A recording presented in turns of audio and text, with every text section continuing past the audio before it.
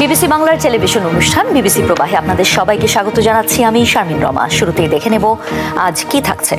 চট্টগ্রাম বিশ্ববিদ্যালয় কেন্দ্রীয় ছাত্র সংসদ চাকসু নির্বাচনে মোট ভোটার ২৭,৬34 জন, যার মধ্যে ৪০% নারী। তবে ৩৫ বছর পর হতে যাওয়া এই নির্বাচনে প্রার্থী হিসেবে তাদের অংশগ্রহণ অনেক কম। মাত্র ৪৭ জন নারী প্রার্থী প্রতিদ্বন্দ্বিতা করলেও সহসভাপতি বা ভিপি সহ গুরুত্বপূর্ণ ৬ পদে নেই তাদের কোনো প্রতিনিধি। শিক্ষার্থীরা বলছেন, ক্যাম্পাসে নারীবান্ধব পরিবেশের অভাব, বুলিং সহ বিভিন্ন কারণে প্রার্থী হতে আগ্রহী হয়নি অনেকে। আমরা নারীরা যখন সামান্য একটা পোস্টার ছাপাই, সেখানে যখন আমরা ওটা ফেসবুকে দিই, সাংবাদিকদের বিভিন্ন ক্লিপে আমরা আসি, ওখানে নিচে যে কমেন্টস গুলো আসে সেগুলো আর কি নিয়ে আমরা পথ চলতে আমাদের অনেক কষ্ট হয়। মানসিকভাবে আমরা ডিপ্রেসড হয়ে যাই। একটা মেয়ে হিসাবে যে আমি আগাবো, সেটা আমার সাইবার আমাকে হতে দিচ্ছে না। নারী প্রার্থী এখানে কম হওয়ার পিছনের প্রধান কারণ হচ্ছে যে সামাজিক একটা বাধা থাকে, তার উপর আমাদের নারীদের নিরাপত্তাটা আসলে আমরা ওভাবে পাই না। আমরা নারীদের নিরাপত্তা নিয়ে একটু শঙ্কাবোধ করি। আমরা এখনো নির্বাচনটাকে কিন্তু ভালো চোখে দেখি না। এটা যখনই হচ্ছে একজন নারী পলিটিক্সের সাথে যুক্ত হয় বা নির্বাচনে আসে, তখন তার নিরাপত্তার একটা বিষয় থাকে। তো এখানে সাইবার বুলিংটা খুব কমন একটা ইস্যু। তাছাড়া আমাদের ক্যাম্পাসে নিরাপত্তার কথা যদি বলি, মানে ফিজিক্যাল নিরাপত্তা, সেখানে আপনি দেখতে পাবেন যে পর্যাপ্ত লাইট নাই। কোনো অঘটন একটা ঘটে গেলে সিসি ক্যামেরা দিয়ে যে ওই আপনার ঘটনাটাকে প্রমাণস্বরূপ রাখবে, এটারও কোনো ব্যবস্থা আমাদের ক্যাম্পাসে নাই। দীর্ঘদিন ধরে আমাদের ক্যাম্পাসে রাজনৈতিক রেজাল্ট ভিত্তিক সংগঠন ছিল, যারা একটা শিক্ষার্থী বান্ধব পরিবেশ গড়ে তুলতে পারেনি। এর কারণে এই যে বিভিন্ন ধরনের সহিংসতা হয়েছে, দখলদারিত্ব হয়েছে, এইসব ভয়ভীতির কারণে মেয়েরা তাদের অধিকার আদায়ের সামনে আসতে পারেনি বলে আমি মনে করি। তথ্য অনুযায়ী এবারে নির্বাচনে কেন্দ্রীয় সংসদে মোট ৪২৯ জন মনোনয়নপত্র জমা দিলেও জিএস পদে একজন ছাড়া আর কোনো নারী প্রতিনিধিত্ব নেই। হল সংসদে নবাব ফয়জুন্নেসা হলে ১৪টি পদের মধ্যে ভিপি সহ ১১টি পদে নারী প্রার্থীরা বিনা প্রতিদ্বন্দ্বিতায় জয়ী হয়েছেন। এভাবে সংখ্যা বিচারে নারী প্রার্থীর প্রতিনিধিত্ব প্রায় শূন্যের কোঠায় নেমে এসেছে। আমি নিজেও একজন প্রার্থী হিসেবে আমি যখন আমার পোস্টার বা আমার প্রচারণার কাজে যখন আমি কোনো একটা পোস্ট দেই, তখন সেখানে দেখা যায় যে আমার এন্টি প্রার্থী বা অন্য কোনো স্টুডেন্ট এসে বাইরে থেকে বহিরাগত কেউ আইডি চালায়। এরকম ফেক আইডি থেকেও বিভিন্ন ধরনের খারাপ কমেন্ট দেখা যায়। এছাড়াও আমাদের ক্যাম্পাসে হচ্ছে আমাদের প্রশাসন আমাদের নারী শিক্ষার্থীদেরকে হচ্ছে যথাযথ নিরাপত্তা দিতে পারছেন না বলে আমি মনে করি। প্রশাসনের উচিত কার্যকর ব্যবস্থা নেওয়া, যেন মেয়েদেরকে কেউ হেনস্থা করতে না পারে এবং আমাদের নারী শিক্ষার্থীরাও আপনার নেতৃত্বে আসতে পারে। আর দ্বিতীয়ত হচ্ছে একটা সাইবার সেল গঠন করা উচিত, মেয়েদেরকে যেন কেউ সাইবার বুলিং করতে না পারে, আর করলেও যেন এটার একটা ব্যবস্থা নেওয়া যেতে পারে। নারী প্রার্থীদের নিরাপত্তা নিশ্চিতে আলাদা সাইবার সেল গঠনের পাশাপাশি বিশ্ববিদ্যালয় প্রশাসনকে কার্যকর উদ্যোগ নেওয়ার দাবি উঠেছে। তবে প্রশাসন বলছে, নারীদের নির্বাচনে আসার জন্য উপযুক্ত পরিবেশ রয়েছে। অনেকেই বলছে যে তারা খুব সিরিয়াস স্টুডেন্ট, তাদের কিছু পারিবারিক লিমিটেশনসও আছে, সামাজিক ব্যবস্থাপনাও আছে। এই সমস্ত অনেকগুলো ব্যাপারে মেয়ে শিক্ষার্থীরা একটু কম উদ্যোগী এই নেতৃত্বের বিষয়ে, যেটা আমাদের জাতীয়ভাবে এটা বেশ পরিলক্ষিত হয়। আগামী ১৫ অক্টোবর সকাল ৯টা থেকে বিকেল ৪টা পর্যন্ত ভোট গ্রহণ অনুষ্ঠিত হবে। এতে ৯০৭ জন প্রতিদ্বন্দ্বিতা করছেন। এর মধ্যে চাকসুর ২৬ পদের বিপরীতে ৪১৫ জন এবং হল সংসদের ১৪ পদের বিপরীতে রয়েছেন ৪৯২ জন প্রার্থী। পাকিস্তানের বিরুদ্ধে সন্ত্রাসবাদ ছড়ানোর অভিযোগ তুলেছেন ভারতের সেনাপ্রধান উপেন্দ্র দ্বিবেদী। ৩ অক্টোবর রাজস্থানের অনুপগড়ে সেনাঘাঁটিতে তিনি বলেন, মানচিত্রে নিজের অবস্থান ধরে রাখতে পাকিস্তানকে রাষ্ট্রীয় মদদের সন্ত্রাসবাদ অবশ্যই বন্ধ করতে হবে। ভারতের সেনাপ্রধান বলেন, ভারতীয় বাহিনী আর ধৈর্য দেখাবে না। ইসলামাবাদ সন্ত্রাসবাদ ছড়ানো বন্ধে অস্বীকৃতি প্রকাশ করলে অপারেশন সিঁদুরের দ্বিতীয় ভার্সন খুব বেশি দূরে নয়। এনডিটিভির প্রতিবেদনে জানানো হয়েছে, জওয়ানদের প্রস্তুতি রাখার নির্দেশও দিয়েছেন সেনাপ্রধান। এর কিছুক্ষণ আগে ভারতের বিমান বাহিনী প্রধান অমরপ্রীত সিং বলেন, মাস ৫ আগে চরম উত্তেজনা আর পাল্টাপাল্টি আক্রমণের মধ্যে F-16 ও JF-17 মডেলের 5টি পাকিস্তানি যুদ্ধবিমান ভূপাতিত করা হয়েছে। গত 22 এপ্রিল কাশ্মীরের পেহেলগাঁওয়ে পর্যটকদের উপর সন্ত্রাসী হামলায় মৃত্যু হয় 26 জনের। ওই হামলার জন্য পাকিস্তানকে দায়ী করে দিল্লি। এরপর 7 মে পাকিস্তানে হামলা চালায় ভারতীয় জঙ্গি বিমান। এর জবাবে পাল্টা আক্রমণ করে পাকিস্তানও। জঙ্গি বিমান, ক্ষেপণাস্ত্র, ড্রোন ও কামান দিয়ে দুই দেশ পাল্টাপাল্টি হামলায় জড়ায়। পারমাণবিক অস্ত্রধারী দুই প্রতিবেশী ভারত ও পাকিস্তানের সম্পর্কের চরম অবনতি ঘটে। 10 মে যুদ্ধবিরতি কার্যকর হওয়ার আগ পর্যন্ত বহু প্রাণহানি ঘটে। ইসরায়েলি বাহিনীর হাতে এবার অপহৃত হলেন ফিলিস্তিনি নার্স তাসনিম আল হামস। এর মাত্র 2 মাস আগে একইভাবে অপহৃত হন তার বাবা, গাজার খ্যাতনামা চিকিৎসক মারওয়ান আল হামস। এই অপহরণ ইসরায়েলি বাহিনীর মানবতা লঙ্ঘনের ধারাবাহিক অভিযোগের বাস্তব উদাহরণ হয়ে দাঁড়িয়েছে। তাসনিম কাজ করছিলেন খান ইউনিসের আল মাওয়াসি এলাকায়, যেটিকে ইসরায়েল নিরাপদ অঞ্চল হিসেবে ঘোষণা করেছিল। সেখানে রেড ক্রস ফিল্ড হাসপাতালের সামনে একটি অ্যাম্বুলেন্সে থাকা অবস্থায় তাকে আটক করে ইসরায়েলি বাহিনী। এ সময় অ্যাম্বুলেন্সের চালক গুলিবিদ্ধ হন। তাসনিমের বাবা ডাক্তার মারওয়ান ছিলেন গাজা স্বাস্থ্য মন্ত্রণালয়ের মুখপাত্র ও আবু ইউসুফ আল নাজ্জার হাসপাতালের পরিচালক। তিনি যুদ্ধক্ষেত্রে ফিল্ড হাসপাতাল পরিচালনায় গুরুত্বপূর্ণ ভূমিকা রাখছিলেন, যা সম্ভবত তাকে লক্ষ্যবস্তু বানায়।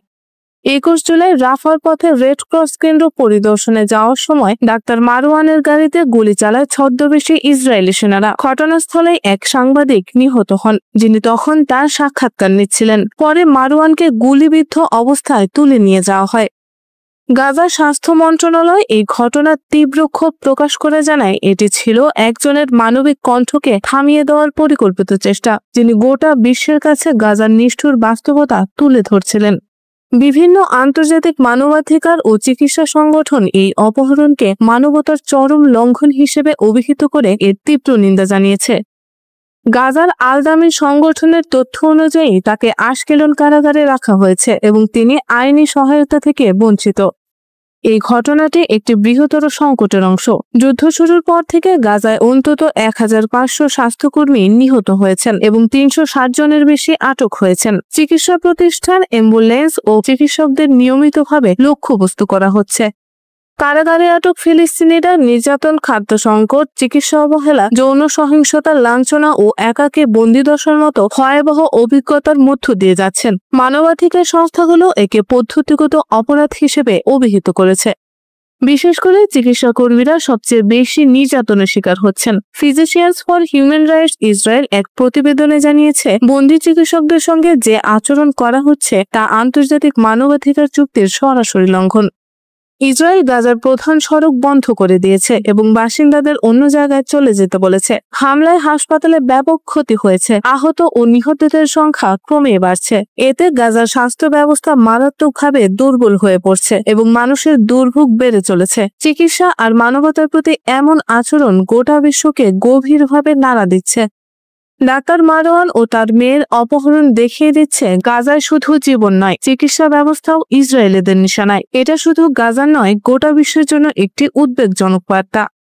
গাজা যুদ্ধ বন্ধে যুক্তরাষ্ট্রের শান্তি পরিকল্পনার কিছু শর্তে রাজি হয়েছে ফিলিস্তিনি স্বাধীনতাকামী সংগঠন হামাস, কিন্তু আরও কয়েকটি বিষয়ে বিস্তারিত আলোচনা প্রয়োজন রয়েছে বলে জানিয়েছেন তারা। হামাসের এই সিদ্ধান্তকে স্বাগত জানিয়ে ইসরায়েলকে অবিলম্বে গাজা হামলা বন্ধের আহ্বান জানিয়েছেন মার্কিন প্রেসিডেন্ট ডোনাল্ড ট্রাম্প। আল জাজিরার প্রতিবেদনে বলা হয়েছে, হামাসকে 5 অক্টোবর যুক্তরাষ্ট্রের স্থানীয় সময় সন্ধ্যা 6টার মধ্যে প্রস্তাব মেনে নেওয়ার সময়সীমা বেঁধে দেন ট্রাম্প। অন্যথায় ভয়াবহ পরিণতির হুঁশিয়ারি দেন তিনি। এর কয়েক ঘণ্টা পরেই এক বিবৃতিতে আংশিকভাবে প্রস্তাব মেনে নেওয়ার ঘোষণা দেয় হামাস। এতে জানানো হয়, জীবিত ও মৃত সব জিম্মিকে মুক্তি দিতে রাজি হামাস। তবে প্রস্তাবের কয়েকটি গুরুত্বপূর্ণ দিক নিয়েও আরও আলোচনার প্রয়োজন রয়েছে বলে জানিয়েছেন তারা। হামাসের এই ঘোষণার পর সামাজিক যোগাযোগ মাধ্যম ট্রুথ সোশ্যালে এক পোস্টে ট্রাম্প লিখেন, হামাসের সদ্য প্রকাশিত বিবৃতির ভিত্তিতে আমি বিশ্বাস করি তারা স্থায়ী শান্তির জন্য প্রস্তুত। ইসরায়েলকে অবিলম্বে গাজায় বোমাবর্ষণ বন্ধ করতে হবে, যাতে আমরা জিম্মিদের নিরাপদে এবং দ্রুত মুক্ত করতে পারি। চলমান হামলা ও সংঘাতের মধ্যে জিম্মিদের মুক্ত করা অত্যন্ত বিপজ্জনক বলেও উল্লেখ করেছেন তিনি। গাজার সংকট নিরসনে গত 29 সেপ্টেম্বর 20 দফার একটি পরিকল্পনা ঘোষণা করে হোয়াইট হাউস কর্তৃপক্ষ। প্রস্তাবে বলা হয়, গাজায় তাৎক্ষণিক যুদ্ধবিরতি কার্যকর করতে হবে, পাশাপাশি 72 ঘন্টার মধ্যে অন্তত 20 জন জীবিত জিম্মিকে ফিরিয়ে দিতে হবে এবং মৃত জিম্মিদের দেহাবশেষ হস্তান্তর করতে হবে। এর বিনিময়ে ইসরায়েলের হাতে আটক গাজার শত শত বাসিন্দাকে মুক্তি দেওয়া হবে। এতে সম্মতি দেন ইসরায়েলের প্রধানমন্ত্রী বেনিয়ামিন নেতানিয়াহু। রয়টার্সের প্রতিবেদন অনুযায়ী নিরস্ত্রীকরণ বা সামরিক শক্তি বিলুপ্তির মতো জটিল বিষয়গুলোকে নিয়ে আলোচনা করতে চায় হামাস। তাদের আলোচনায় গুরুত্ব পাবে গাজার ভবিষ্যৎ শাসন ব্যবস্থা ও ফিলিস্তিনি জনগণের অধিকার সম্পর্কিত নানা বিষয়। গাজার শাসনভার ফিলিস্তিনি জাতীয় ঐক্যমত এবং আরব ও ইসলামী বিশ্বের সমর্থনের ভিত্তিতে গঠিত একটি স্বাধীন ফিলিস্তিনি সংস্থার কাছে হস্তান্তর করতে চায় সংগঠনটি। পাশাপাশি গাজা থেকে দ্রুত ইসরায়েলি সেনার প্রত্যাহারে দাবি জানিয়েছে হামাস। হামাসের জবাবের পর যুক্তরাষ্ট্র ও ইসরায়েল আনুষ্ঠানিকভাবে কোনো মন্তব্য করেনি, কিন্তু ট্রাম্প অবশ্য জোর দিয়ে বলেছেন, যেসব বিষয় এখনো চূড়ান্ত হয়নি সেগুলো নিয়ে আমরা বিস্তারিত আলাপ আলোচনা করছি। এটি শুধু গাজা নয়, বরং মধ্যপ্রাচ্যে দীর্ঘকাল ধরে প্রত্যাশিত শান্তি প্রতিষ্ঠার প্রচেষ্টা। দ্বিতীয় দফায় হোয়াইট হাউসে ফিরেই মার্কিন প্রেসিডেন্ট ডোনাল্ড ট্রাম্পের নজর পড়েছিল ট্রান্স আটলান্টিক সম্পর্কে নতুনভাবে ভারসাম্য আনার। ট্রাম্পের এটা করার যথেষ্ট কারণও আছে। ন্যাটোতে যুক্তরাষ্ট্র স্বার্থের তুলনায় অনেক বেশি দেয়, আর ব্রাসেলসে তৈরি হওয়া নিয়ম কানুনের কারণে মার্কিন যুক্তরাষ্ট্র ও ইউরোপীয় ইউনিয়নের বাণিজ্যিক সম্পর্ক একেবারেই একপেশে হয়ে গিয়েছিল।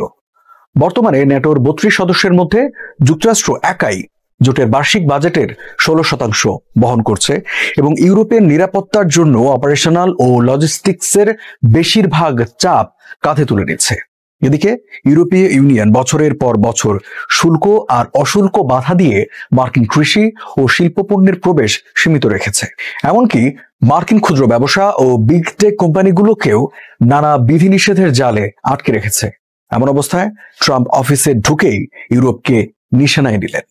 শপথ নেওয়ার অল্প সময়ের মধ্যে ট্রাম্প তার ভাইস প্রেসিডেন্ট জেডি ভেন্স ও সদ্য নিয়োগ পাওয়া প্রতিরক্ষা মন্ত্রী পিট হেগসেথকে ইউরোপে পাঠালেন।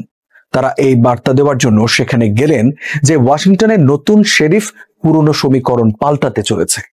প্যারিসে ভেন্স ইউরোপকে কৃত্রিম বুদ্ধিমত্তা ও জ্বালানির খাতে নিয়ন্ত্রণ কমানোর আহ্বান জানালেন। মিউনিখে গিয়ে তিনি প্রশ্ন তুললেন, ইউরোপ আসলেই পশ্চিমা মূল্যবোধে প্রতিশ্রুতিবদ্ধ আছে কি না।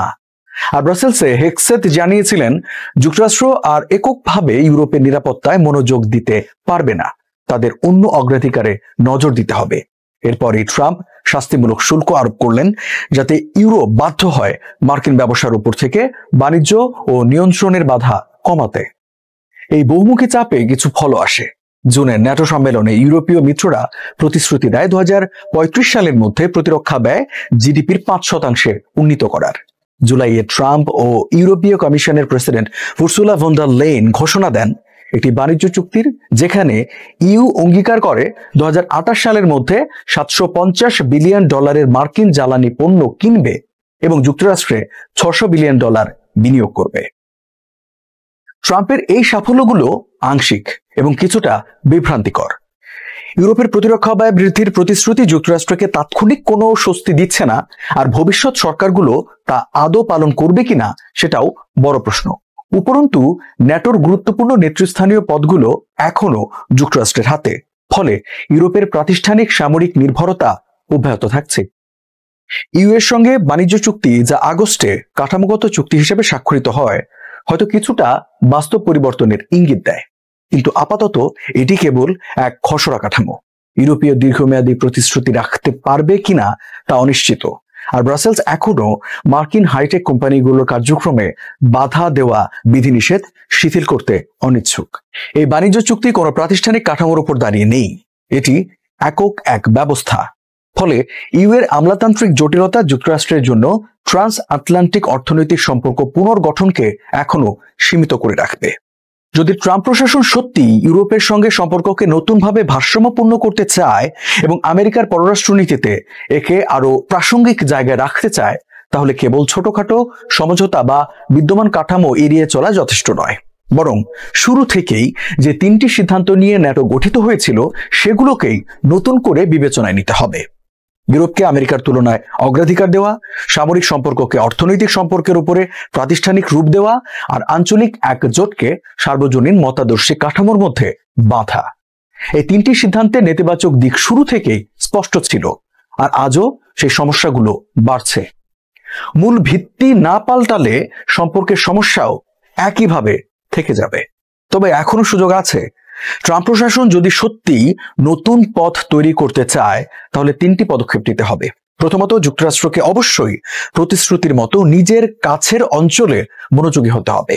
ইউরোপ থেকে সরে আসতে হবে, তবে আগের প্রশাসনগুলোর মতো কেবল এশিয়ায় পিভট করার ভান নয়। দ্বিতীয়ত, ট্রাম্প তার নিরাপত্তা টিমকে স্পষ্টভাবে বলতে হবে যে ন্যাটো শুধু ইউরো আটলান্টিক অঞ্চলের মধ্যেই সীমিত থাকবে। আর তৃতীয়ত, ট্রান্স আটলান্টিক সম্পর্ককে সামরিক সহযোগিতা থেকে সরিয়ে অর্থনীতি ও প্রযুক্তি নির্ভর সম্পর্কের দিকে নিয়ে যেতে হবে। ইউরোপ তখনও গুরুত্বপূর্ণ অংশীদার থাকবে, কিন্তু আর আমেরিকার সম্পদের উপর বোঝা হয়ে থাকবে না। প্রথম 150 বছর ধরে যুক্তরাষ্ট্রের পররাষ্ট্রনীতির মূল অগ্রাধিকার ছিল নিজস্ব অর্ধগোলার দিকে নজর রাখা। 1796 সালে বিদায়ী ভাষণে জর্জ ওয়াশিংটন ইউরোপের সঙ্গে জটিলতায় না জড়াতে সতর্ক করেছিলেন। 1823 সালে কংগ্রেসে দেওয়া ভাষণে জেমস মনরো ইউরোপীয়দের পশ্চিম গোলার্ধে হস্তক্ষেপ না করার জন্য সতর্কবার্তা দেন। প্যান আমেরিকান নীতিতে প্রাতিষ্ঠানিক রূপ দেওয়ার চেষ্টা শীর্ষে পৌঁছায় 1947 সালে রিও চুক্তির মাধ্যমে, যা ছিল যুক্তরাষ্ট্রের প্রথম যৌথ নিরাপত্তা চুক্তি। এতে অঞ্চলটির দেশগুলো একমত হয়েছিল যে কোনো এক দেশ আক্রান্ত হলে সবাই মিলে প্রতিরক্ষা করবে। 1949 সালে যুক্তরাষ্ট্র ন্যাটোতে যোগ দিলে নীতি নির্ধারকরা রিও চুক্তিকে নজির হিসেবে উল্লেখ করেন এবং নর্থ আটলান্টিক ট্রিটি আর মনরো ডকট্রিনের মধ্যে মিল টানেন। তখন ন্যাটোর আকর্ষণ স্পষ্ট ছিল। বিশ্বের সবচেয়ে সমৃদ্ধ অঞ্চল ইউরোপ যুদ্ধের ধ্বংসে ভেঙে পড়েছিল এবং তুলনামূলকভাবে কম খরচে যুক্তরাষ্ট্রের প্রভাব বলয়ে আনা সম্ভব ছিল। একই সঙ্গে আশঙ্কা ছিল যুক্তরাষ্ট্র যদি ইউরোপে জায়গা না করে নেয় তাহলে সেখানে সোভিয়েত ইউনিয়ন প্রভাব বিস্তার করবে। কিন্তু যুদ্ধ পরবর্তী ইউরোপ কেন্দ্রিক এই মোড় ঘোরা মূলত যুক্তরাষ্ট্রের ঐতিহ্যবাহী অর্ধগোলক ভিত্তিক নীতি থেকে সরে যাওয়া ছিল, যা আমেরিকার নিজস্ব স্বার্থে বড় ক্ষতি ডেকে আনে। শীতল যুদ্ধের পুরো সময় ধরে ওয়াশিংটন লাতিন আমেরিকার জন্য ইতিবাচক নীতি পদত্যাগ করেছিল বা উপেক্ষা করেছিল, বরং গড়ে তুলেছিল প্রতিক্রিয়াশীল ও অকার্যকর এক কমিউনিজম বিরোধী হস্তক্ষেপ নীতি। সামান্য কিছুটা প্রচেষ্টা, যেমন জন এফ কেনেডির অ্যালায়েন্স ফর প্রোগ্রেস, লাতিন আমেরিকায় সহায়তা প্রকল্প পর্যাপ্ত সম্পদ না পাওয়ায় ব্যর্থ হয় এবং শেষমেশ স্থানীয় নিরাপত্তা বাহিনীগুলোকে সমর্থন দেওয়ার দিকেই সীমাবদ্ধ হয়ে পড়ে। শীতল যুদ্ধ শেষ হওয়ার পর যখন যুক্তরাষ্ট্র ও ন্যাটোর উচ্চাভিলাষ বেড়ে গেল, তখন পশ্চিম গোলার্ধে মনোযোগ আরও কমে গেল। মার্কিন যুক্তরাষ্ট্রের দক্ষিণ সীমান্তে নিরাপত্তা বড় আঞ্চলিক সমস্যা হয়ে দাঁড়ালো, কারণ মেক্সিকো ও মধ্য আমেরিকায় শক্তিশালী মাদক চক্র প্রভাব বিস্তার করলো। একসময় সোভিয়েত ইউনিয়নের মিত্র কিউবা এবং ফ্লোরিডা উপকূল থেকে মাত্র 100 মাইল দূরে এর সঙ্গে সম্পর্ক খারাপই রইল। আর 1998 সালে হুগো শেভেজ নির্বাচিত হবার পর ভেনেজুয়েলার সঙ্গেও গঠনমূলক সম্পর্ক নষ্ট হলো। অথচ সে দেশটির রয়েছে বিশ্বের সবচেয়ে বড় তেল ভান্ডার। অন্যদিকে পুরো অঞ্চলে বিনিয়োগের সুযোগ ক্রমে চলে গেল যুক্তরাষ্ট্র বহির্ভূত কোম্পানিগুলোর হাতে। দ্বিতীয় বিশ্বযুদ্ধ পরবর্তী সময়ে যুক্তরাষ্ট্র যখন ইউরোপের দিকে মনোযোগ সরায়, তখন তাদের প্রধান লক্ষ্য ছিল অর্থনৈতিক সম্পৃক্ততা। একদিকে মার্কিন কোম্পানিগুলোর জন্য রপ্তানির বাজার তৈরি করা, অন্যদিকে ইউরোপকে কমিউনিজম থেকে দূরে রাখা। 1947 সালের মার্শাল পরিকল্পনা এই লক্ষ্যকে নীতিতে পরিণত করে। অর্থনৈতিক পুনর্গঠন ও স্থিতিশীলতার জন্য $1 বিলিয়ন সহায়তা, আমেরিকান শিল্পমান গ্রহণে উৎসাহ এবং বাণিজ্যিক বাধা কমানো। তবে এই উদ্যোগ দীর্ঘস্থায়ী হয়নি। 1951 সালে মার্শাল পরিকল্পনা শেষ হবার পর ইউরোপ নিজের হাতে অর্থনৈতিক একীকরণ শুরু করে। Belgium, France, Germany, Italy, Luxembourg ও নেদারল্যান্ডস মিলে ইউরোপীয় কয়লা ও ইস্পাত সম্প্রদায় গঠন করে, যা পরবর্তী সময়ে ইউরোপীয় অর্থনৈতিক ইউনিয়নের বীজ বপন করে, যার বাজার থেকে যুক্তরাষ্ট্রকে একরকম বাইরে রাখাই লক্ষ্য ছিল। সামরিক নিরাপত্তার শুরুতে ইউরোপীয়দের উদ্বেগ ছিল, যা পরে স্থায়ীভাবে যুক্তরাষ্ট্রের বোঝা হয়ে দাঁড়ায়। 1947 সালে যুক্তরাজ্য ও ফ্রান্স ডানকার্ক চুক্তি সই করে। 1948 সালে তাদের সঙ্গে বেলজিয়াম, লুক্সেমবার্গ ও নেদারল্যান্ডস যোগ দেয় ব্রাসেলস চুক্তির মাধ্যমে। এরপর 1949 সালে যুক্তরাষ্ট্র ন্যাটো চুক্তিতে সই করে এবং পশ্চিম ইউরোপের নিরাপত্তায় দীর্ঘমেয়াদী ভূমিকা নেয়। তখনও যুক্তরাষ্ট্রের অনেকেই মনে করত ইউরোপকে অনির্দিষ্টকালের জন্য রক্ষা করা প্রয়োজন নেই। কন্টেনমেন্ট নীতির স্থপতি মার্কিন কূটনীতিক জর্জ কোনানো প্রথমে সংশয়ে ছিলেন। তার মতে পশ্চিম ইউরোপীয়রা সামরিক নিরাপত্তায় অতিরিক্ত জোর দিচ্ছে, অথচ কমিউনিজম ছিল মূলত রাজনৈতিক হুমকি। কেনানের কাছে যুক্তরাষ্ট্রের ন্যাটোতে যোগদান কেবল এক মনস্তাত্ত্বিক সহায়তা, যাতে ইউরোপীয়রা আত্মবিশ্বাস ফিরে পায় এবং অর্থনৈতিক পুনর্গঠন ও রাজনৈতিক স্থিতিশীলতার দিকে মনোযোগ দেয়। কিন্তু ট্রান্স আটলান্টিক সম্পর্ক শেষ পর্যন্ত একেবারেই সামরিক ভিত্তির উপর দাঁড়িয়ে থাকে। শীতযুদ্ধ শেষ হলে সোভিয়েত ব্লক ভেঙে পড়ল, রুশ সেনারা ফিরে গেল, তবুও মার্কিন সেনারা রইল, আর ন্যাটো কেবল টিকেই থাকলো না, বরং ন্যাটো আরো প্রসারিত হলো কেনান ও অনেকের আপত্তি সত্ত্বেও। এই জোটের টিকে থাকার মূল কারণ হলো বিকল্প কোনো আটলান্টিক কাঠামোর অভাব। উত্তর আমেরিকা ও ইউরোপকে এক করে এমন কোনো প্রতিষ্ঠান নেই ন্যাটো ছাড়া। প্রাক্তন ওয়ার্স চুক্তির দেশগুলোর জন্য ন্যাটোই ছিল আমেরিকান ক্লাব এর প্রবেশের একমাত্র পথ, যার সঙ্গে নিরাপত্তা ও অর্থনৈতিক সুবিধাও জড়িয়েছিল। আর ওয়াশিংটনের কাছে ন্যাটো বজায় রাখা ছিল নিজেদের প্রভাব বলয় ধরে রাখার সবচেয়ে সহজ উপায়। গত 75 বছরে যেমন ভাবে ট্রান্স আটলান্টিক সম্পর্ক দাঁড়িয়ে আছে, ট্রাম্প প্রশাসন বর্তমান ইউরোপ নীতি তা ভাঙতে যথেষ্ট হয়নি। তবে ট্রাম্পের জন্য সুখবর হলো তার হাতে এখনো 3 বছরের বেশি সময় আছে আমেরিকান স্বার্থকেন্দ্রিক এক নতুন পররাষ্ট্রনীতি গড়ে তোলার। যদিও এই সময়ের মধ্যে এই নীতি সম্পূর্ণ হবে না, তবু ট্রাম্প প্রশাসনের সামনে এক অনন্য সুযোগ আছে ট্রান্স আটলান্টিক সম্পর্ক পুনঃসামঞ্জস্য করার এবং এর দীর্ঘদিনের সমস্যা সমাধান করার। যদি এই পুনঃসামঞ্জস্যকরণ সফলভাবে সম্পন্ন হয়, তবে তা যুক্তরাষ্ট্রকে আগামী 75 বছরের চ্যালেঞ্জ ও সুযোগের জন্য সঠিকভাবে প্রস্তুত করবে। জেলেনস্কি সম্ভবত বুঝে গেছেন ট্রাম্পের কথায় পাত্তাই দিচ্ছেন না পুতিন, সেজন্যই এবার ইউরোপীয় নেতাদের দ্বারস্থ হলেন তিনি।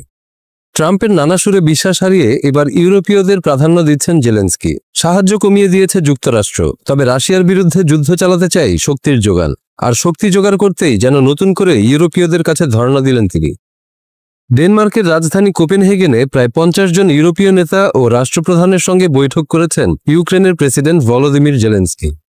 বৈঠকে জেলেনস্কি ইউক্রেনকে সমর্থনের আহ্বান জানান। এর আগে ইইউ নেতারা রাশিয়ার জব্দকৃত সম্পদ থেকে ইউক্রেনকে 140 বিলিয়ন ইউরো ঋণ দেওয়ার প্রস্তাব দেন। বেলজিয়ামের প্রধানমন্ত্রী বলেন, রাশিয়ার জব্দকৃত সম্পদ থেকে ঋণ দিলে আইনি ঝুঁকি তৈরি হতে পারে, তাই এই ঝুঁকি যেন সব দেশ মিলে ভাগ করে নেয়, সেই ব্যাপারে তিনি সবাইকে আহ্বান জানান। ইউরোপ বর্তমানে রাশিয়ার উস্কানিমূলক আচরণে চাপে রয়েছে। যুক্তরাষ্ট্র এখন নিরাপত্তা ইস্যুতে এশিয়া ও অন্যান্য অঞ্চলে মনোযোগ দিচ্ছে, ফলে ইউরোপের ওপরই ইউক্রেনকে সহায়তার দায়িত্ব বেড়েছে। সম্প্রতি ডেনমার্কের কয়েকটি বিমানবন্দর ও সামরিক ঘাঁটিতে ড্রোন ওড়ার ঘটনা ঘটেছে। যদিও কারা এই ঘটনার পেছনে তা নিশ্চিত নয়, তবে ড্যানিশ প্রধানমন্ত্রী বলেছেন ইউরোপ এখন রাশিয়ার চালানো হাইব্রিড যুদ্ধের মুখে পড়েছে, আর ইউক্রেন এই লড়াইয়ের প্রথম সারিতে রয়েছে। বুধবার সম্মেলনে ইউরোপকে 2030 সালের মধ্যে রাশিয়ার আগ্রাসন প্রতিহত করতে প্রস্তুত করার পরিকল্পনা নিয়ে আলোচনা করা হয়। গোয়েন্দা তথ্য বলছে রাশিয়া আগামী 3 থেকে 5 বছরের মধ্যে ইউরোপে নতুন হামলা চালাতে পারে। জেলেনস্কি ইউরোপীয় ইউনিয়নে ইউক্রেনের যোগদানের প্রতিশ্রুতি বাস্তবায়নের আহ্বান জানান। তিনি বলেন, ইউক্রেন আইনি প্রক্রিয়ার সব শর্ত পূরণ করেছে, কিন্তু হাঙ্গেরি এখনো এই বিষয়ে আপত্তি জানিয়ে যাচ্ছে। হাঙ্গেরির প্রধানমন্ত্রী ভিক্টর অরবান বলেছেন, ইউক্রেনকে সদস্যপদ দিলে যুদ্ধ ইউরোপীয় ইউনিয়নের ভেতরে ঢুকে পড়বে এবং ইউনিয়নের অর্থ ইউক্রেনে চলে যাবে, তাই তিনি এই প্রক্রিয়ায় কঠোরভাবে বিরোধিতা করবেন।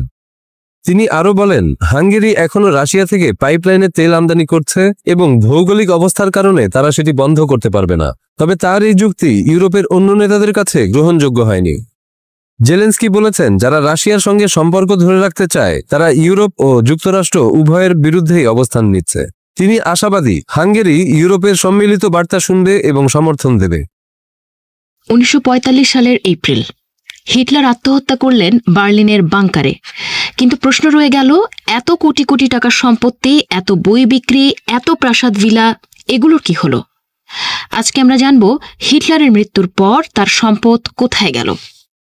হিটলার মৃত্যুর আগে তার শেষ উইল বা ওসিয়তনামায় লিখেছিলেন, আমার যা কিছু আছে এবং যদি এর কোনো মূল্য থেকে থাকে তবে তা সবই দলের কাছে যাবে, যদি দলটি আর না থাকে তবে তা সরকারের কাছে যাবে, আর যদি সরকারও ধ্বংস হয়ে যায় তবে আমার সিদ্ধান্তের কোনো প্রয়োজন নেই।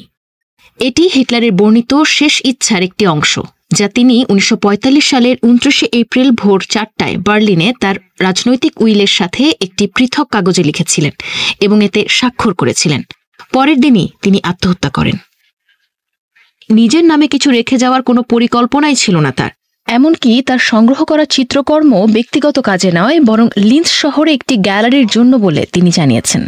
হিটলার সবসময় দাবি করতেন তিনি খুব সাদাসিধে জীবনযাপন করেন, জনগণের সামনে নিজেকে দেখাতেন অর্থ সম্পদ তার কাছে কোনো বিষয়ই না। কিন্তু আসলে সত্যি কি জানেন, হিটলার আসলে প্রচুর ধন সম্পদের মালিক হয়ে উঠেছিলেন। 1945 সালের 24 এপ্রিল মৃত্যুর 6 দিন আগে পর্যন্ত হিটলার ইউরোপের সবচেয়ে ধনী ব্যক্তি ছিলেন। প্রথম বিশ্বযুদ্ধের আগে ভিয়েনায় ছিলেন দরিদ্র শিল্পী, কিন্তু পরে নাৎসি শাসনে তিনি কোটি কোটি টাকা রোজগার করেছেন। হিটলারের সম্পদ গোনাই ছিল চ্যালেঞ্জিং ব্যাপার। তার সম্পত্তি হিসাব করার জন্য বিভিন্ন গবেষণা, তথ্যচিত্র ও আয়ের বিভিন্ন উৎস, যেমন হিটলারের ছবি সম্বলিত টিকেট যা অনুদান সংগ্রহের জন্য ব্যবহৃত হতো, বিস্তারিতভাবে পরীক্ষা করা হয়েছিল। কেউ বলছে তার সম্পদ ছিল 1.35 বিলিয়ন ইউরো, আর কেউ বলছে 43 বিলিয়ন পর্যন্ত। এমনকি মার্কিন গোয়েন্দারা পেয়েছিলেন হিটলারের কয়েকশো মিলিয়ন ডলারের ব্যাংক অ্যাকাউন্ট। তবে বড় সমস্যা ছিল তার সম্পত্তির কোনো কাগজপত্রই আসলে পাওয়া যায়নি। সবকিছু ছিল গোপন আর জটিল হিসাবের মধ্যে। হিটলারকে সবচেয়ে ধনী বানিয়েছে তার বই মাইন কাম্ফ। শুরুতে বইটি বিক্রি হয়নি খুব একটা, কিন্তু হিটলার যখন জনপ্রিয় হলেন ততই বইয়ের বিক্রি আকাশ ছুঁল। এক পর্যায়ে বইটি স্কুলের পাঠ্যবই হয়ে গেল, এমনকি নবদম্পতিদের বিয়ের উপহার হিসেবেও দেয়া হতো। শুধু 1933 সালেই বিক্রি হয় 10 লাখ কপি। মিউনিক আর্কাইভের নথি অনুসারে হিটলার তার বই থেকে জার্মান মুদ্রায় 1.232 মিলিয়ন মার্ক অর্জন করেছিলেন, যখন সাধারণ একজন শিক্ষকের বার্ষিক আয় ছিল মাত্র কয়েক হাজার মার্ক। এত আয় করার পরও হিটলার কর দিতেন না। তার বই থেকে এত টাকা এসেছিল যে 4 লাখ মার্ক কর ধার্য হয়েছিল, কিন্তু অর্থ মন্ত্রণালয় পরে ঘোষণা করে হিটলার কর দেন না। বইটি অনুবাদ হয়েছিল 16টি ভাষায়, আর সেখান থেকে আসছিল পাহাড় সম টাকা। অর্থাৎ তিনি ছিলেন কোটি কোটি টাকার মালিক, অথচ সরকারের কাছে ছিলেন একেবারে করমুক্ত। হিটলারের মৃত্যুর পর সবকিছু বদলে গেল। নাৎসিরা হেরে যায়, মিত্রশক্তি বাজেয়াপ্ত করে তার সম্পদ। তিনি লিখেছিলেন সব দলের কাছে যাবে, কিন্তু দল তো ভেঙে গেছে। রাষ্ট্রের কথাও বলেছিলেন, কিন্তু রাষ্ট্র আর টিকল না। শেষ পর্যন্ত তার সম্পদ ব্যাভারিয়া রাজ্যের হাতে চলে যায়। ব্যাভারিয়ান সরকার তার পাহাড়ি বাড়ি বোমা মেরে ধ্বংস করে, যেন সেটা কোনো পর্যটন কেন্দ্র না হয়ে যায়। তার পুরনো অ্যাপার্টমেন্ট হয়ে যায় পুলিশ স্টেশন। এমনকি মাইন কাম্ফ বইয়ের কপিরাইটও 2015 সালে বাজেয়াপ্ত করা হয় হিটলারের মৃত্যুর 70 বছর পর। তাহলে কোটি কোটি টাকার মালিক হয়েও হিটলার শেষমেশ নিজের উইল অনুযায়ী কিছুই রাখতে পারলেন না। তার সম্পদ বাজেয়াপ্ত হলো, বাড়িঘর ভেঙে ফেলা হলো, বইয়ের কপিরাইটও চলে গেল।